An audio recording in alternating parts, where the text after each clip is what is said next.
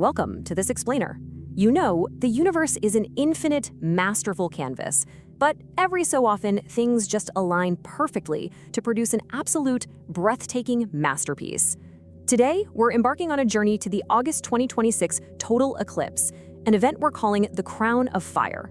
So prepare your eyes and your mind, because we are taking an ultra-high-definition dive right into the immense, beautiful, and honestly pretty violent astrophysics of our very own star. They say we have to look into the dark to understand the light, right? Well, when the moon finally slips into place during an eclipse, you aren't just met with a shadow. No, you are confronted by the solar corona. Picture this, a superheated plasma crown extending millions of kilometers out into the absolute freezing void of space. You've got these gossamer threads of pearl and violent violet woven entirely by the invisible hand of the sun's magnetic field. This plasma, it burns at over 1 million degrees Kelvin. It is a terrifyingly hot, insanely dynamic environment. It's this delicate, wispy structure holding the most profound and violent secrets of our solar system, normally hidden completely behind the blinding glare of everyday daylight. But wait, how does a celestial body, 400 times smaller than our sun, actually manage to completely obscure its light? I mean, it comes down to a staggering, almost impossible orbital symmetry. See, while the sun is roughly 400 times larger than the moon, it is also, amazingly, exactly 400 times further away from Earth. This profound cosmic coincidence means that from our fragile little vantage point, the two bodies appear identically sized in the vast sky. When their paths perfectly intersect, the moon drops down like a velvet curtain, stripping away the daytime and giving us this fleeting, precious window into the deep mechanics of the cosmos. Okay, so let's look ahead to Wednesday, August 12th, 2026. This celestial velvet curtain is going to race right across the Iberian Peninsula. But here's the thing, this is not your typical midday spectacle. The shadow arrives just before sunset, meaning the eclipsed sun will hover hauntingly low, bathing the entire landscape in this twilight-drenched golden hour totality. Just imagine standing in A Coruña at 20:28 local time. Totality washes over you for 76 seconds, with the sun hanging at just 12 degrees altitude. As the shadow tears east toward Burgos, observers get 104 seconds of darkness with the sun at a mere 8 degrees.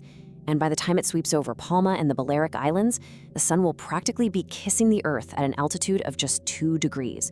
It's going to be a completely immersive aesthetic experience, but you'll absolutely need a perfectly clear western horizon to truly witness it. Now, capturing a fleeting cosmic event of this magnitude demands the absolute utmost rigor from any astronomer. You are, after all, pointing highly sensitive optics directly at a literal nuclear furnace. The fastest, safest method to align a lens is still through good old pinhole camera projection. But when you move up to magnification, you have to meticulously secure solar filters over the outside diameter of your optical tubes, and yes, that includes cameras and binoculars, locking them down tight over the dew shield. Fortunately for us today, technology is meeting the cosmos with unprecedented elegance. We now have smart telescopes equipped with dedicated solar filters, allowing for hyper-detailed automated tracking of the solar disk. They literally hunt the edge of totality with absolute precision. When that camera shutter finally clicks in the darkness, it captures what we call the Great Thermodynamic Paradox. For 70 decades, astrophysicists have wrestled with this seemingly impossible reality. It's the kind of thing that's kept generations of scientists awake at night just staring at their equations in pure disbelief. Here's why. The surface of the sun, the photosphere, is actually relatively cool, burning at about 6,000 degrees Kelvin. Yet as you step further away from this heat source and into the corona, the temperature abruptly spikes to over 1 million degrees. It's a total astrophysical absurdity. It's exactly like stepping away from a freezing campfire and suddenly finding the air around you 1,000 times hotter. How is that even possible? Trying to observe the exact mechanism driving this impossible heat is, well, to borrow a really evocative quote, like catching a burglar emerging red-handed from a window with a bag of loot. We know the energy is stolen from the sun's surface and violently deposited into the corona. But catching the act itself? Fiendishly difficult. Consider this. It requires less than 1,000% of the sun's total power to sustain this plasma crown. And this energy transfer happens on microscopic kinetic scales, perhaps just 100 meters across. Yet, our absolute best space telescopes currently max out at macroscopic resolutions of about 200 kilometers. So we're basically staring at a vast, 50,000-kilometer expanse of raging fire, desperately trying to isolate microscopic sparks. But when we strip away the blinding visible light, extreme ultraviolet captures actually reveal the prime suspect in our mystery: magnetism. What emerges is this violently churning ocean of highly ionized plasma at 5 million Kelvin, painted in deep reds, ethereal blues, and toxic greens. This hyper-detailed plasma behaves like a fluid, sure, but because it's composed of charged ions and electrons, it introduces nonlinear interactions of terrifying complexity. It doesn't just float up there, it is trapped, molded, and suspended entirely by the sun's tangled magnetic field. This unseen magnetic scaffolding dictates absolutely every dynamic movement out there in the void. So, to understand how this magnetic scaffolding generates such terrifying heat, we look to the really elegant models pioneered by astrophysicist Eugene Parker. Imagine the sun's magnetic field lines as long, incredibly taut piano wires extending from the boiling surface deep into the corona. The convective, violent motion at the sun's surface grabs the bases of these magnetic wires and just contorts them. This immense tension sends what are called Alfvén waves whipping upward into the plasma. Because the density of the plasma varies, these waves travel at different velocities, and as they surge upward, neighboring magnetic fluids get completely out of phase.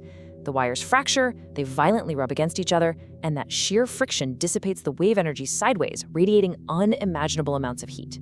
This intense twisting brings us to a concept known as tangential discontinuities. Sounds intimidating, but basically, as those magnetic wires are continuously contorted by the solar surface, they tangle up, creating sudden microscopic shifts in direction between neighboring magnetic tubes. This forms these unimaginably thin sheets of electrical current. As these sheets are stretched thinner and thinner, they store immense free energy. Eventually, they hit a breaking point and can no longer hold. They collapse under their own violent instability, triggering nanoflares. And hey, don't let the prefix nano fool you. We are talking about billions of microscopic detonations occurring every single second. It is a relentless, invisible storm of electrical current tearing itself apart to set the entire corona ablaze.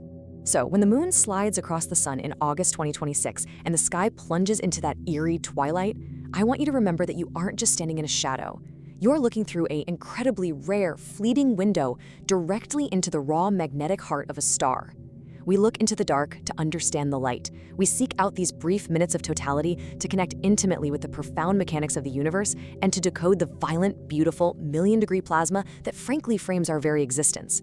And as that golden hour totality fades, it leaves us staring out into the immensity of space, left only to wonder what other invisible forces are burning out there in the dark void, just waiting to be illuminated.